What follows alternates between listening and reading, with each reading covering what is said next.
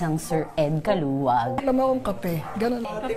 Kape. Ed Caluwag ngayon ay matindi dahil sa kakahanap ng engkanto, nakakuha ng maladyosang nilalang at talagang ibang klase ang angking ganda ng babaeng ito. Ating kilalanin ang magandang dilag na ito at kung saan nga ba sila nagkakilala ni Ed Caluwag.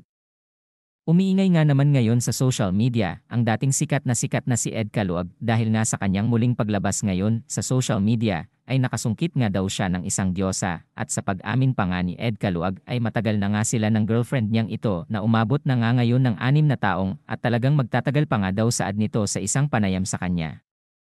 Matatanda ang kilala nga si Ed Caluwag na isang paranormal investigator sa supernatural o sa paranormal phenomena at lumalabas siya sa iba't ibang palabas sa telebisyon tulad ng Kapuso Mo, Jessica Soho. Tunay na buhay at magpakailanman at madalas pa nga na siya ay itinatampok sa iba't ibang paranormal na palabas upang ipaliwanag ang mga pangyayaring pinaniniwalaang paranormal ng kalikasan at talagang hindi kapani-paniwalang mga pangyayari sa paligid at sa mundo.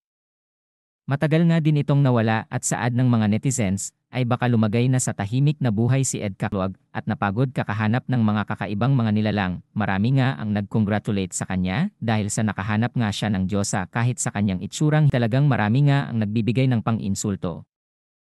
Nakakatanggap pa din hanggang ngayon si Caluwag ng negatibong pagtanggap online dahil sa lahat nga ng mga nagawa nitong mga investigasyon noon sa mga nagdaan niyang paranormal na mga aktibidad ay wala ngang mga realidad na naganap at talagang hindi. Nga nito napapatunayan ang kanyang mga ginagawang panghuhula sa mga multo.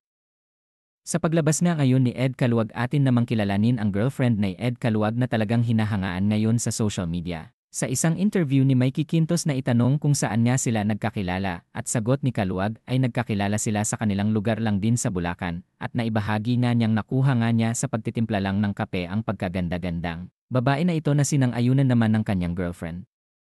Tila talagang napakaswerte nga ni Ed Caluwag sa babaeng ito at marami naman ang masaya para sa kanyang naging kinahantungan ng matagal-tagal din niyang paghahanap ng mga hindi maipaliwanag na mga pangyayari sa paligid.